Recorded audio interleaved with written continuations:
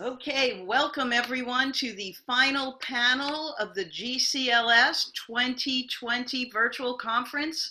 Thank you for joining us today. My name is Sally Ann Monty. I'm the Director of Marketing for the Golden Crown Literary Society. I want to welcome you to the 2020 virtual conference. And as I said, our final panel, Kiss and Tell, Readers and Writers Discuss If Sex Matters. It's going to be a great panel. For those of you new to the Golden Crown Literary Society, the GCLS recognizes and rewards quality literary works about women loving women and provides learning opportunities, encouragement, and assistance to new and established writers. We have a highly respected writing academy, an annual conference with hundreds of readers, writers, publishers, editors, and friends, and a monthly GCLS members-only online book club. We invite you to learn more about the GCLS and become a member by visiting goldencrown.org. The GCLS thanks everyone who continues to support us through donations. If you'd like to make one, visit us on our website and click Donate. A couple of housekeeping items before we get started. We'll have about 5 to 10 minutes at the end of the session for Q&A. Possibly some in between. We'll try to get to as many questions as we can. I know we have many great questions lined up. Be sure to use your Zoom Q&A box to submit a question. It's the section our moderator will be monitoring. And if you run into technical issues, log off and log back on. It usually resolves it.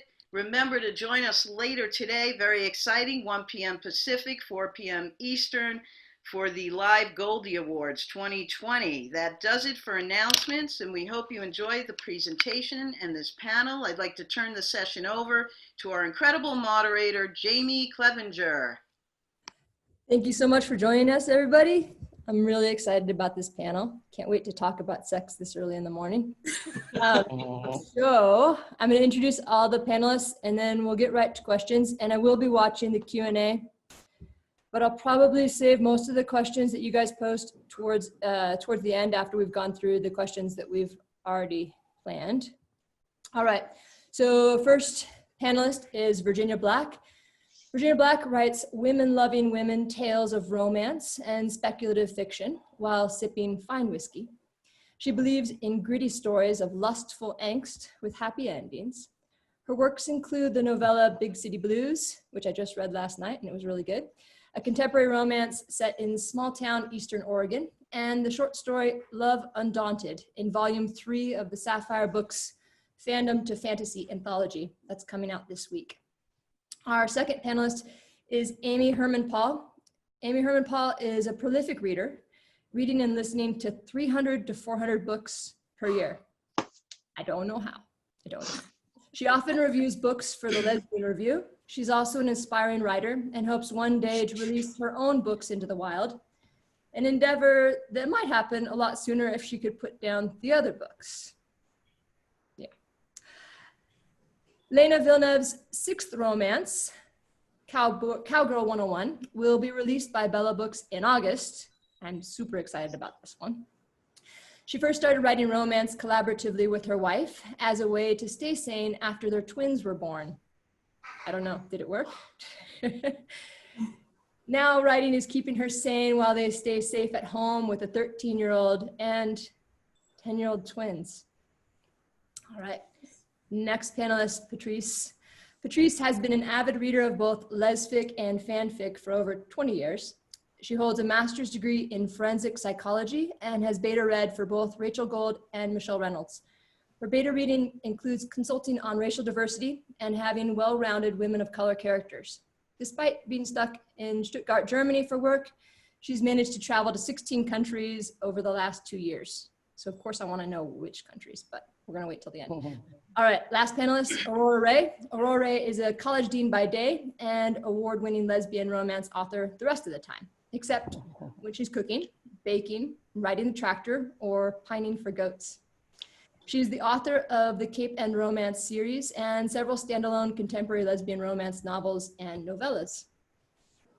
So welcome everybody. Thank you for being here. Good morning. Good morning. Pleasure to be here. Hey, everyone. Hi, everybody. Hi. I feel like we should do some icebreakers, but we're not. We're going to jump right into Thank you for that. No foreplay for us. No foreplay.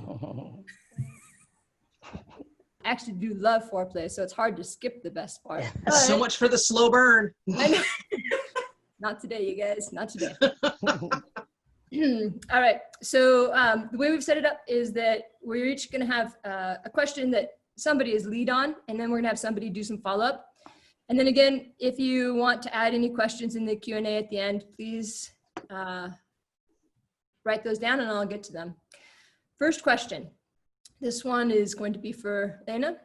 In what ways can sex scenes be used to further character or relationship development? And when have you seen this done well?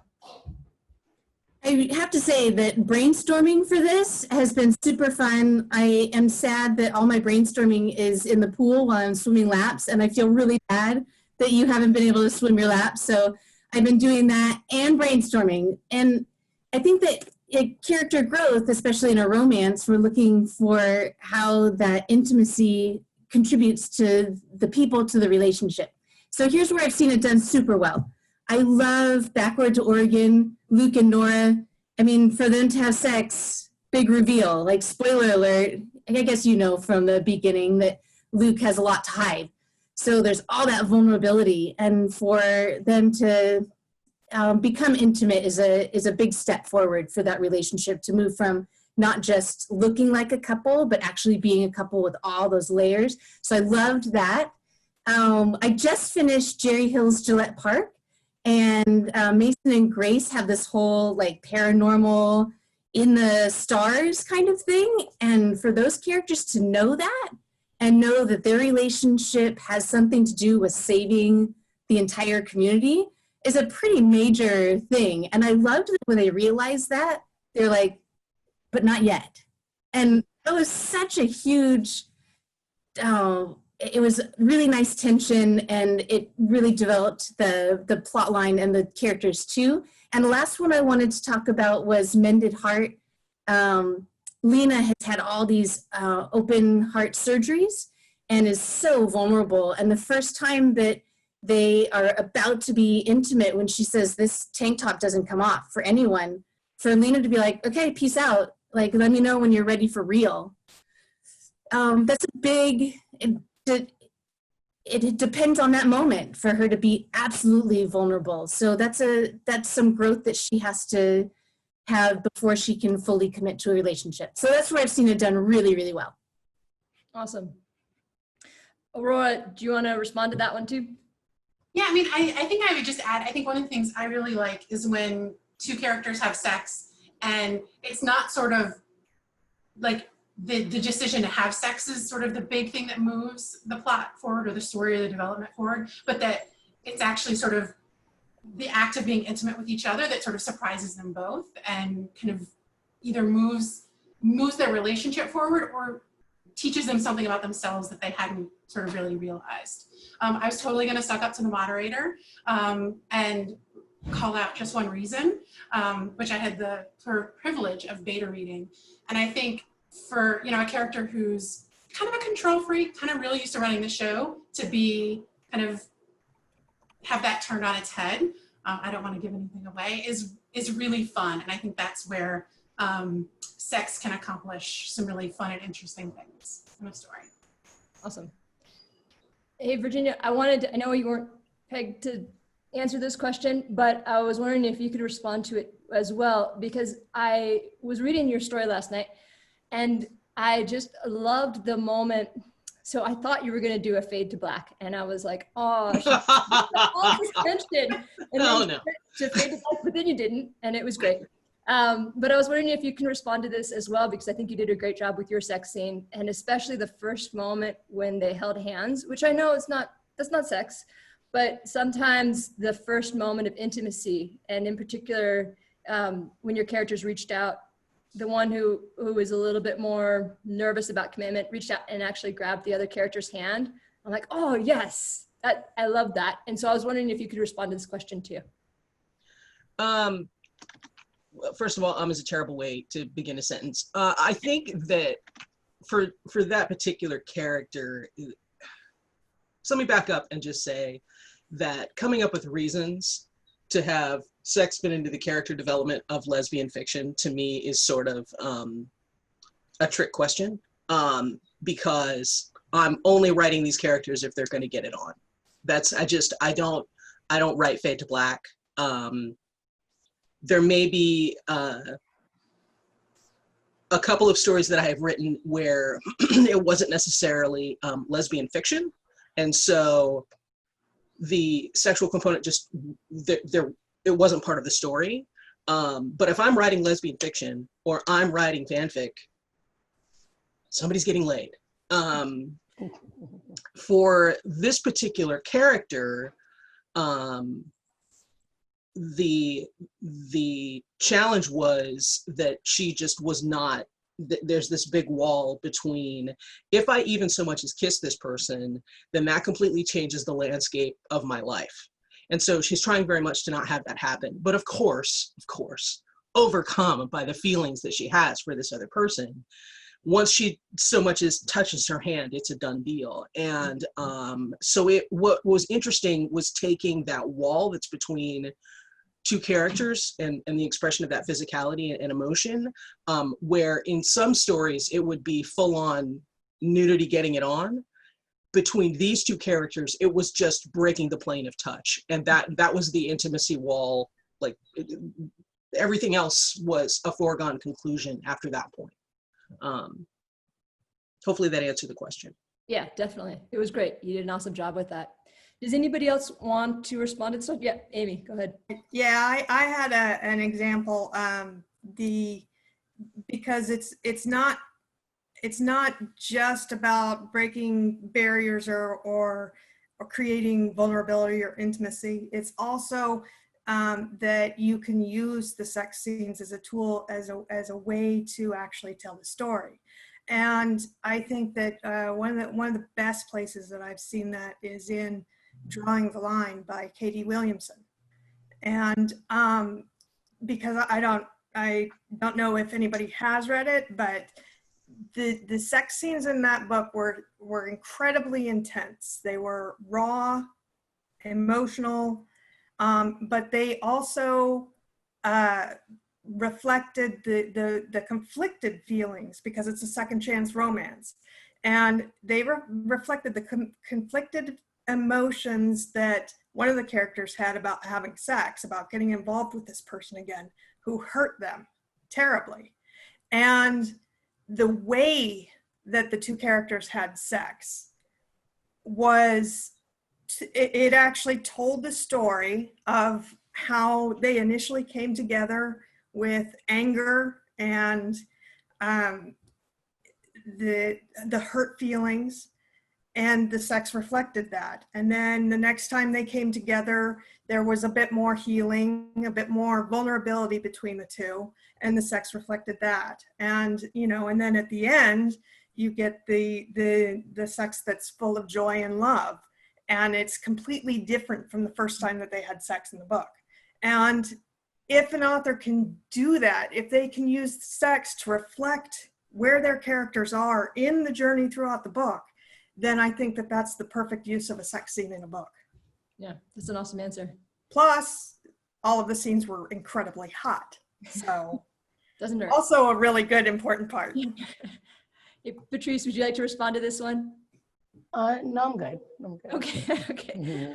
All right, we're gonna go to the next question then. And I'm really interested in the answers to this one too. Have you read a sex scene that changed your thoughts or feelings about a character? Or have you read a sex scene that changed your thoughts or feelings about your own life or your own exploration of sex? And we're going first to Virginia on this one. I tried really hard not to laugh out loud when I saw this question, because of a very memorable experience for me. I was 21, newly out, and I had not read a lot of lesbian fiction at that point. Not to date myself, but at the time, I think the things that I had read by that point were probably Curious Wine, and Daughters of Coral Dawn. Is that the name of the book by Catherine Forrest? And as much as those books were very helpful in helping me define my own sexuality, when I was 21, I came across a book, or a trilogy actually, the Throne Trilogy by Artemis Oakgrove, which is an in-depth exploration of BDSM. And I didn't touch my girlfriend for 2 months after that, because it's funny now, it was not funny at the time. Because of the themes that were explored in that book. And I realized that not only did I find them, that this was, I had never really been exposed to anything at all in that realm at the time. And so not only was it a sort of sexual awakening that was completely different from what I thought I was, it was so jarring that I decided that just sex was off the table altogether. And my girlfriend at the time was not happy. But it did help me. It did help me begin to define, you know, aspects of my own sexuality, and learning the language and how people talk to one another, which is another reason I think that these scenes are so important, because separate from how we enjoy this fiction, I think that giving us the language to express it, to express our thoughts and feelings and proclivities, if you will, with the people we want to share those things with, that's extremely important. Yeah, I don't even, the last time I tried to read the Throne Trilogy, I just couldn't bear it. But Artemis Oakgrove changed my life. Huh. All right, Patrice, you're up. To me, excuse me, to me, any good sex scene deepens my understanding of the character, and some even deepens my understanding of myself. So I won't go in depth on this, but I've definitely read sex scenes that have opened my eyes to things I might like to try with a partner. And this can be extremely enlightening, because there may be something you always thought you wouldn't like, but then you read about a character doing whatever the act might be, and then you're thinking, that's something I might want to try. So I feel like if there were less sex scenes, you know, happening in less fic, then you'd get less of those experiences, you know, and this chance to open your own mind, which is a little bit of what Virginia said. So yeah. You know, and I want to know more now, but I won't push it. Exactly which books are you reading? maybe later. Maybe later. Right. That makes me think of, I got some feedback once from KG McGregor about my first book, and one of the pieces of feedback was that all the sex was possible, and it made me think of all the scenes that there was a book that my wife sent me when we were first dating, and she said, you need to read this book, and part of it was a sex scene in an old clawfoot tub, and my clawfoot tub. And I kept on looking at the tub, like, is she sending me a message? And I don't know if there's enough room in there. Like, am I supposed to? So there's some ideas in there. Okay. I have a quick comment on that, because not so much about characters, because I think that learning more or changing views on characters is part of the reason to have sex scenes. But the fact that there's such a diverse amount of sex in lesfic, I think, is extremely important. I recently beta read a upcoming release from Angela Brooks, A.L. Brooks, and she has a scene in it between characters Sam and Cassie. And Cassie is a new lesbian, extremely interested in exploring things. And she brings up the using sex toys. And the reaction from Sam is extremely negative. And basically the things that Sam says to her are just horrific, and she kicks her out of her house, and that's the end of the relationship. And it strikes me that, you know, I thought we were over stuff like that. But I've seen in discussions, I've seen that same attitude come out. And so I think it's extremely important that we as lesbians, especially as new lesbians, have the types of sex scenes that that normalize it for everybody. Because yeah, I mean, I've read stuff by Megan O'Brien, I've read stuff by Anna Stone. I've read stuff by Katie Williamson and Fiona Zeddy. And it's just, the sex is, there's always a point for it, but it's also so varied, and it helps normalize the things that other people are into. And so you don't get that feeling that you're not a real lesbian because you like something that's maybe somebody else doesn't. And I think that's extremely important. That's awesome. Aurora, do you want to respond to this question? No, because I'm going to jump. I don't want to spoil my answer for a later question. Okay. All right, we're going to go to the next question. And this one is kind of two parts. So, are sex scenes worth having when no plot is furthered? And I was looking for someone to take kind of a pro and con approach to this, because I think it is a really important question. It's something as a writer you often debate, like, am I just writing this for the fun of it, or am I trying to get at a point here? So Amy, you're going first on this question. I'm going to have Lena go first on that one. Lena. I thought Pro would go first. Nope. Okay. I, as a reader, can I answer as a reader, Jamie, instead of a writer? Yep. As a reader, and maybe it's just the irony of me being kind of prudish. My parents would tell you stories of slam doors that they think it's hilarious that I write romance now.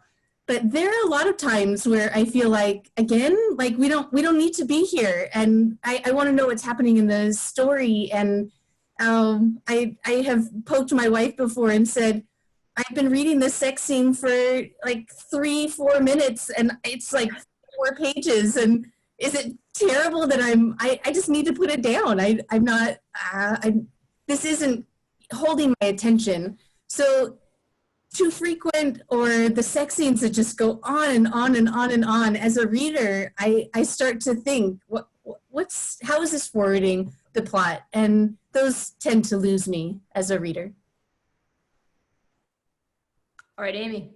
Okay, so the pro, of course, when you put the question like that, the pro is always going to be, well, of course the sex scene is worth having because I like to read about sex. And I think that everybody who has met me or seen me online knows that I love to read about sex. And so yes, I have a lot of recommendations, but I think that stick them in the chat. People are really liking the recommendations in the chat. Yeah, I think the problem is, especially as somebody who reads so much, is that while I can admit that I like sex and I like reading about sex, I've also read a lot of bad sex scenes. And I don't think anybody has time for that. So I think that the actual question, especially for the pro part, is not whether the sex scene is worthwhile, but why isn't it worthwhile? Hmm. And the real point of that is that even if your sex scene is just about the joy of the two people coming together, either for the first time or for the 4th or 50th, there has to be a reason to it. There has to be meaning behind it for it to be included in the book. Every sex scene in a romance has to further the plot. And it's not just something where, it's time for these two characters to hop into bed. It's not just, this is the 75% mark in the book, so they need to jump in the sack. The author has to look at their characters and look at them coming together and having sex and say, well, what are they telling each other in this episode of sex? What are they expressing to each other? Are they, I mean, is it just joy? Is it humor? Are they being awkward and messing up and they're able to laugh about it together? Are they opening themselves up to vulnerability? Are they showing jealousy or possessiveness? Are they experiencing deeper feelings than they've ever felt before? And that's all stuff that the author, it's a tool, the author can use to tell their story. And sex is one of the very basic ways that you can tell the story about people. I think that, I mean, I was one of those people who always read romantic thrillers and thought, why the hell are they stopping to have sex when this murderer is coming after them? Because, you know, and I've seen the horror movies where that's exactly when the killer catches up and kills them. So I never really understood why romantic thrillers had sex scenes in them. And it occurred to me, just thinking about this question, is without the sex, there's no romance. And it's because it's incredibly intense and it might be time compressed. And what that means is that the sex is used to open the people up to the romance, to the deeper feelings, to the connection. And if you don't have that, then you don't have a romance in that type of book. And I think that authors of any type of romance need to keep that in mind. That's what the sex is for. I mean, yes, it's fun to read. It's fun to stick it in there. It's fun to, try something new. But the reason that it's there is to show something about the characters. And if you're not doing that, then it's not going to be a good sex scene.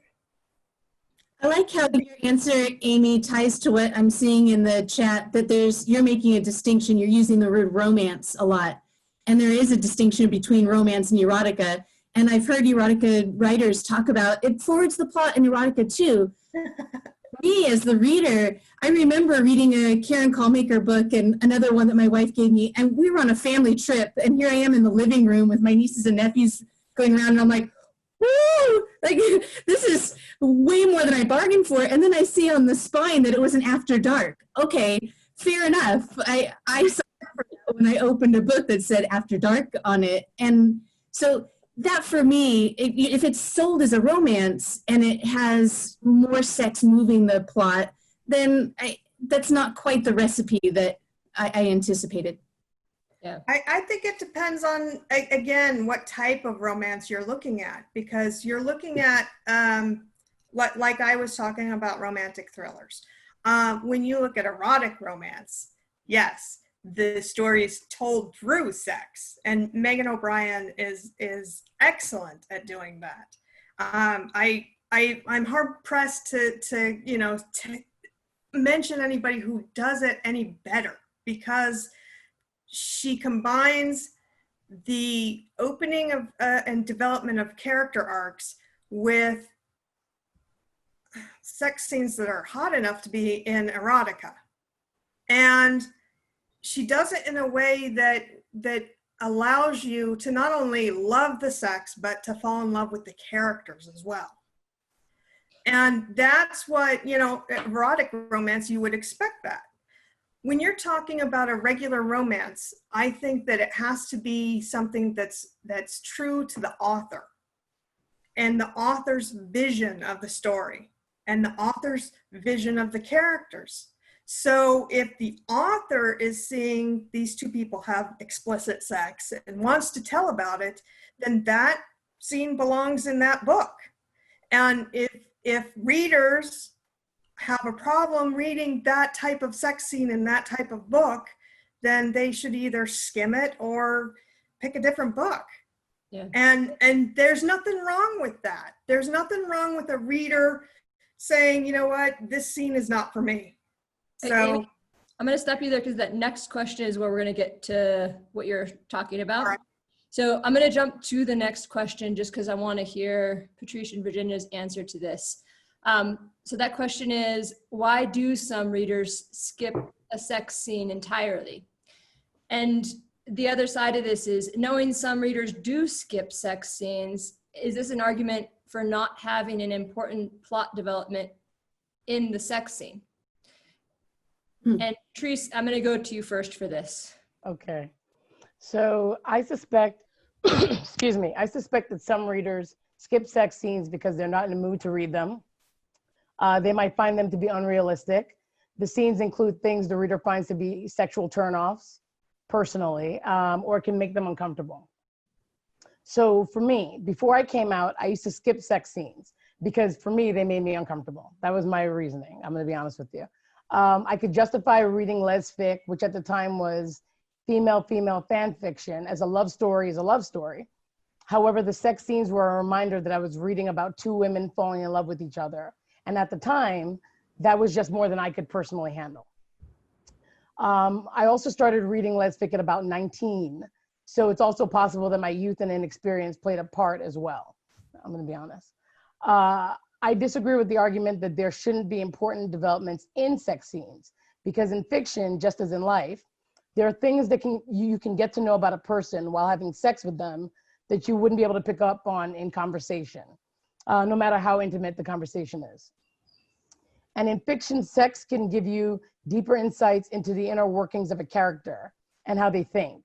For example, I'm sure that many of us have read a story where we thought one character was selfish or cocky, only to see them be extremely giving and tender while in a sexual situation. And the same is true of a character who may seem robotic at first glance, and you realize later they can be extremely passionate in bed. So that's how I see it. Yeah, great answer. Great answer. Virginia, do you want to respond to? Reasons to skip a sex scene. Yes. The person who's writing it has never had sex. I mean, I thought of several examples of this, and I'm not going to name names. So this will be the time that I do not cite. I'll mention the examples, but I will just sort of not mention who wrote them. During the aforementioned period where I found that one set of books that opened my mind to new experiences, shall we say, I read a book that was so distasteful to me that is one of the few times, if not the only time, where I have literally thrown the book at a wall across the room and never picked it up again. I think that was important, though, in helping me define a personal boundary.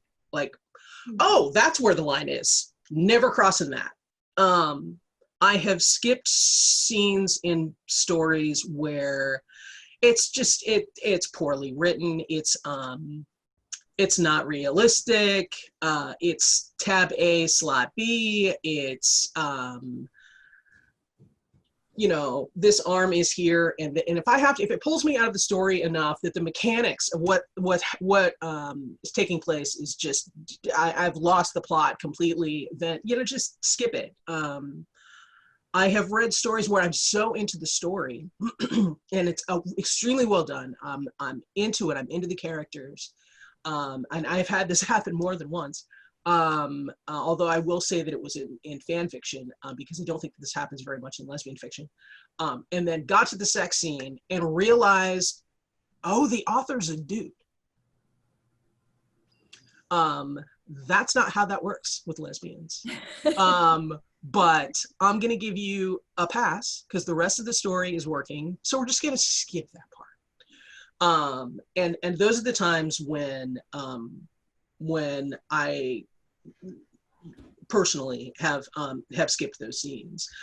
You know, I think I tell the story that I want to tell, And if it doesn't float your boat, skip the scene. You know, if you're looking for a fade to black, skip the scene. I don't take that personally.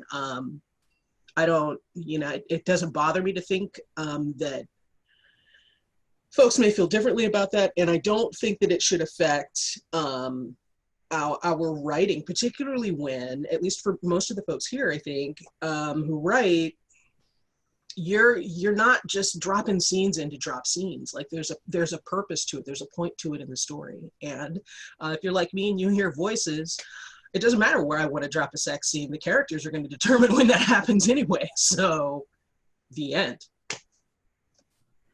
Hey, Aurora, do you feel up for responding to this one too? Yeah, I mean, I think I can just sort of add that I think, you know, it sort of goes back to the, like, as a writer, every single scene has to accomplish something. And it's not necessarily like super overt, but you learn something about the characters or the relationship over the course of it. And I think the same is true for a sex scene, and it sort of has to accomplish that. And that sort of, the idea of it makes me then a little bit sad when people skip sex scenes, because then I think you're sort of missing something inherent about the way the characters and the relationship are developing. But I do think there is sort of space for it to be a little bit much. I feel like sometimes I've read books where it feels like every time the author didn't know what to do next, they like, I'll just throw in a sex scene, and that'll somehow make it better or interesting. And it can come up a little clumsy, I think. Yeah, Amy, go ahead. I'd like to say, as I mentioned, that some of the reasons that other people might skip sex scenes is because there are people out there on the A spectrum who just aren't interested. And it might make them feel uncomfortable. And heck, people like Lena who are in a situation where her kids are around and she might feel uncomfortable reading it. There's a lot of reasons for people to be uncomfortable or to skip explicit sex scenes. And it's not, I don't think it's something that needs to be extremely, frowned upon. It might make you sad that they didn't, to read the beautiful things that you had them say to each other. But at the same time, if it's going to make them feel uncomfortable, I used to not understand how people could skip the sex scenes, because that was like the best part of the book, And I think that's probably because back then I was younger and I was all about the sex scenes. I think more now I'm about the story. And when you say, if we have these people who are uncomfortable, should we still have plot points in sex scenes? And I have to say yes, because there are some plot points that you really can't put anywhere else other than in a sex scene. I've seen some of the comments, but I also have to say that I am not adverse to fade to black. And I will tell you why is because when an author tries to shoehorn in a sex scene, when they try to, meet the quota or to meet the formula, and they're trying to put in a sex scene that doesn't fit, or that they just can't write, or that they're not really doing well, that's, we're getting into the area of why I would skip a sex scene or skim. I don't usually skip, but there are times when I've skimmed. There are times when I've read it with absolutely paying no attention to it because it just is boring. Yep. Or it doesn't catch my attention, or it doesn't tell me anything. And I would rather that author have written a fade to black than to force me to read this mediocre sex scene that is making me wonder if they've ever had good sex in their life. Yeah, I'm going to stop you there. I'm going to insert one question that we didn't have on our list, just because I'd like to throw you guys a little bit. So I want to know, when you read a sex scene that's good and you're like, oh, damn, that was really hot. What your first response, What is it that makes it that way? Is it something that you've really connected with in the story, or something that, I don't know, I'm gonna go first to Lena on this one, but just because I know, I'm picking on you a little bit, but since you're the person that doesn't have a direct, isn't attracted to sex scenes, when you do read a one that is good, what is it that pulls you in, that makes you, I'm not gonna say, well, that makes you hot for it? I'm going to go back to what Aurora mentioned earlier, that when everything has led to that moment, and this is the next logical step for them, and it is something that's going to change not just the relationship, but change the people involved. That emotional, and kind of picking up on what Virginia said too, it's more than the slots, and it's about the emotion, and that emotion.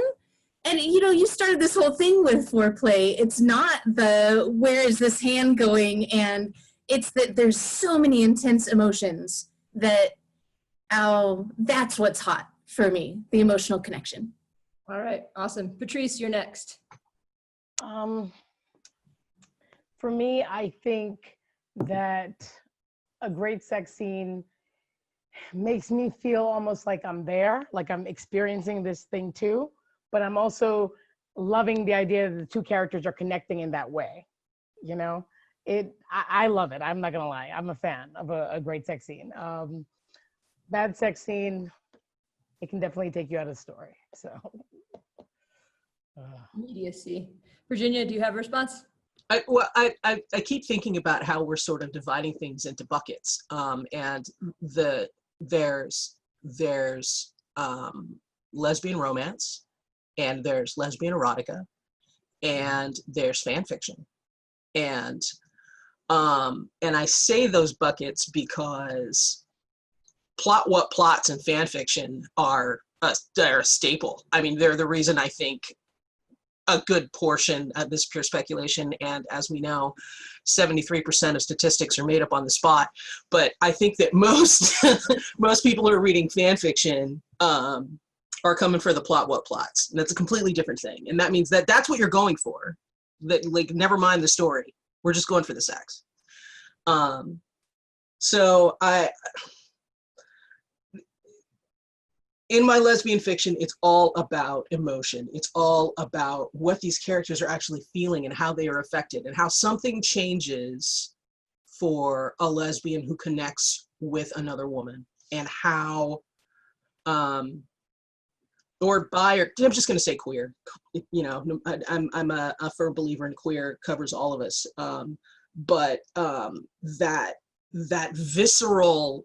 And I'm not talking about arousal, but that visceral connection between people. I think that that's what we're reading for, and a good scene has that. And it doesn't matter whose hands or what is where. What matters is that connection, if it's really well done. And that's why I keep coming back, and that's what I keep striving for. Awesome. Aurora, do you have a response? Yeah, I mean, I think I'll play devil's advocate a little bit here, because I think the emotion and the connection is absolutely paramount. But I do think a really good sex scene and a really hot sex scene is about the balance, right? You need enough logistical description to be able to sort of see or visualize what's happening. And you need enough dialogue to feel like the characters are sort of like, I mean, you don't want them to be talking the whole time, but they're not going to be silent the whole time. You need enough internal monologue from the character whose point of view you're in to sort of understand the emotions. And I think it's a really good, really hot sex scene pulls all those threads together in a seamless way. And if any one of those elements is missing, it's going to fall flat, no matter how good the emotions are. Nice. Or we're going to stay with you because the next question is yours. What are concerns you have regarding sex or intimacy in lesbian fiction? So it's interesting. The response I thought of as we were kind of brainstorming this panel is sort of juxtaposed to one of the things that Amy said a little bit earlier on.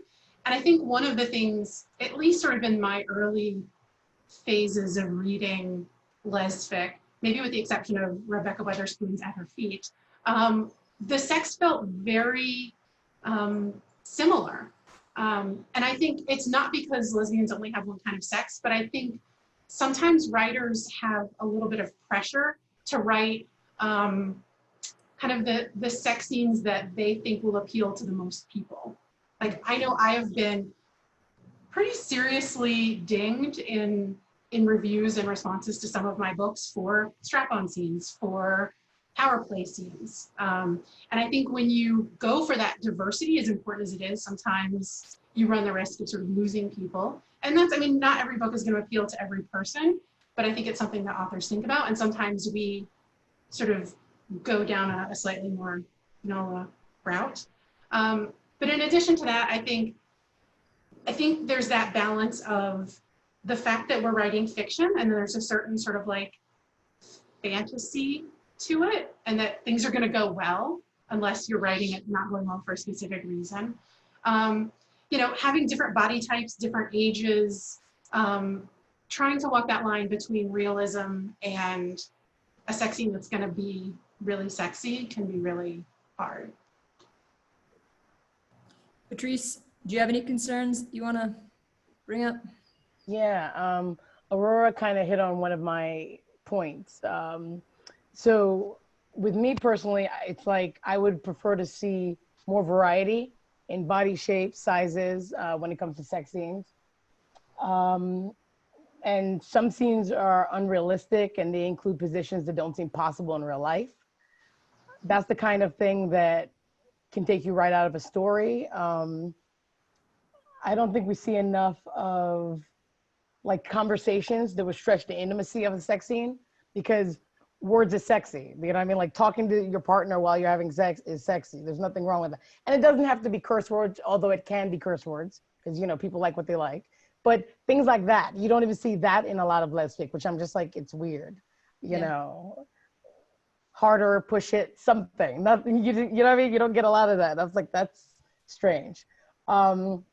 Let's see. And I see that in fanfic, but not as much in lesfic books. Because to be honest with you, that's one of the things I love about fanfic is that you really can get anything you want. I mean, I could be in the mood for whatever right now and go put in a couple words into Archive of Our Own and get exactly the story I want, you know, with exactly the sex I'm looking for, that kind of thing. Let's see. Oh, so as I was saying, characters explore, like I said, the conversations they can have. It doesn't have to be a long drawn out conversation that takes you away from the action. But if it's done correctly, it can enhance everything that's happening. Also, I think it would be great to see safer sex practices discussed and used on occasion in lesfic books, seriously. I've only seen it implemented one time and in one story, and that was part of an erotic anthology. And this is coming from someone who reads a lot of lesfic. So that to me is strange. I think that the idea of not seeing more safer sex practices in lesfic is weird, because the old adage about how lesbians can't give each other sexually transmitted diseases is ridiculous. But let's say for the sake of argument, it was true. A lesbian could be sleeping with a bisexual woman, and that woman could have slept with men. So in a way, you know what I mean? At bare minimum, you would need to be having these conversations. So yeah. Something. Good answer. Anybody else want to respond with concerns they have? Amy? My concerns fall into, I think, two general categories. I have a concern on the industry portion of it, which is that I think that sex scenes in lesfic have become obligatory. I think that that's, in some ways, it's reader pushed, because Aurora's right. People get dinged for not enough sex. They get dinged for the wrong kind of sex. And that affects their ratings, and that affects, you know, the other people who see their books and whether or not they pick it up. So it feels to me like, and publishers too, are pressuring authors to put in sex. And that's a concern for me, because I think that that's how you get the sex scene that doesn't fit, that you're just looking at it going, what the hell is that sex scene doing there? That also leads to the sex scenes where you're going, why the hell is this author even writing a sex scene? She obviously can't. And it leads to the poorly written ones. It leads to the authors who would feel more comfortable writing fade to black, forcing themselves to write sex scenes that don't come across well. And I just think that's something, and also it forces lesfic books that are different genres than erotica or romance, forces them into including sex scenes in genres that genre standards don't have room for explicit sex in.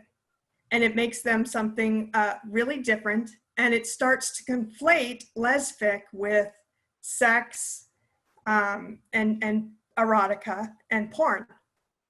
That's one of the main concerns I have on the industry side. On the actual trends in lesfic sex scenes, I agree with Patrice that we don't see enough safe sex or even talking about sexual history. Because I know a lot of authors, when they're writing the character who's the player, who's going out and picking up the chick at the bar, every other night and going home and sleeping with them, they never talk about their sexual history with their one true love now. They never talk about how they protected themselves, from whoever they picked up might have had. And that's something that we need more of in lesfic. And also, I think that lesfic does not discuss explicit consent enough. And I think that that's something that I don't think that lesbians think that we need to, because of course lesbians, we always do consent. And right? And it's something that it's not discussed, it's not included, and that concerns me because obviously, especially in America, we have a problem with what consent really is. Yeah. And this is an opportunity for us to show, new lesbians or up and coming lesbians, or however you want to put it, that yes, it's something that you have to still watch out for. I'm going to stop you there just to make sure we have enough time for everything because we're coming close to our end. Virginia, did you have any concerns you wanted to voice? Well, I think that this brings up a really interesting point, and I'm gonna just mention the point and not elaborate, which is those issues, one, fall into the same category as the level of realism that includes periods and bathroom visits, from some perspectives, in that that's real world stuff, and some folks don't want real world stuff, regardless of level of severity, in their fiction. Two, I think we're also talking about lesbian fiction that comes out of certain publishing houses. And not that they're necessarily formulaic or that formulaic is bad, but that there's a certain social contract between those houses and the reader. This is the kind of story you're going to get. And we may, there's a broad range of stories that may live in that range, but this is where we live. So those are two considerations that I think are valid in this discussion. Aurora? I just want to sort of address sort of one thing, and I think Virginia's right that like that balance of realism and sort of fantasy that you get in fiction, but I feel super, super strongly that consent can be really sexy, right? Like it doesn't have to be that sort of like mood breaker of like, may I touch you here, right? And I think that's actually one of the fun parts of a sex scene, is finding really fun and interesting ways to show enthusiastic consent. Sorry, it's a little soapbox I get on. I'll get off that now. But. No, good point. Good point. All right, you guys, we only have a few more minutes. There is a couple questions from the chat room. One of them is, and I think just to make time wise, I'm just going to do hands. Do any of the panelists skim the story to get to the sex scene? Nope. Or reread, I will. All right. If I've read the book before and I'm looking to get in the mood by reading the sex scene, then yeah, I'll go straight to the sex scene, but I don't skim books for sex scenes. All right. Okay. And then this one's kind of getting at Virginia's point too. Does talking about safe sex and past history take away from the escape of reality that most readers are looking for when they pick up a book? Yeah, so to me, I don't think that's true because, well, yeah, I don't think it's true because a lot of being gay is one of the rare minority groups that doesn't share their minority status with their parents. So I feel like a lot of younger gay people and people who are now coming out, maybe in their 40s or 50s, will read lesfic, sort of learning things about being a lesbian, if that makes sense, or bisexual or pan. And I think that it doesn't have to be in every book, but every once in a while throwing it in there as educational doesn't hurt. It doesn't take away anything. And I feel that that's the same as throwing in a variety of body shapes and sizes, toys, enthusiastic consent, just a little bit of everything. And then, you know, someone will find what they're looking for. Because like I said earlier, you can definitely find it in fanfic. And a lot of people who are writing fanfic are also writing books. So I'm like, it's really weird that it doesn't show up more. With the exception of, well, I guess it's probably because somebody's thinking it doesn't sell for the masses, but I think it should. Yeah, I think you're right. Well, I also think that trying to separate reality from lesbian sex scenes is I'm not saying that we need reality in everything. Well, of course, we do need them to be in realistic positions, but having conversations about safe sex or sexual history or explicit consent, enthusiastic consent, I think all of those are, yeah, you don't need it in every single scene, but my concern is more that we don't have it enough in any scenes. And I would love for more authors to be able to include it in a way that shows people that we can do it in a way that makes it sexy, that includes it in a way that other people can learn that maybe we should be doing this. And that's, I think, one of the biggest things about reading those stories that have the player, the one who does all of the picking up. And I'm always looking at that person and wondering, you know, does their love interest that they're true to now, do they know who they were before and how many people they had sex with? And I'm not saying that it's a bad thing to have sex with a lot of people, but I think that I'd be worried about it if I were her. I'm going to stop you there, Amy. I think you're right. It definitely is something that I'd test. So I just want to close out you guys pretty quick here. It's 9:58. Anybody have anything last they want to say about sex in romance? There's a couple questions we didn't get to from the readers. One was, do you guys feel pressured to include a sex scene? Anybody feel like just, no?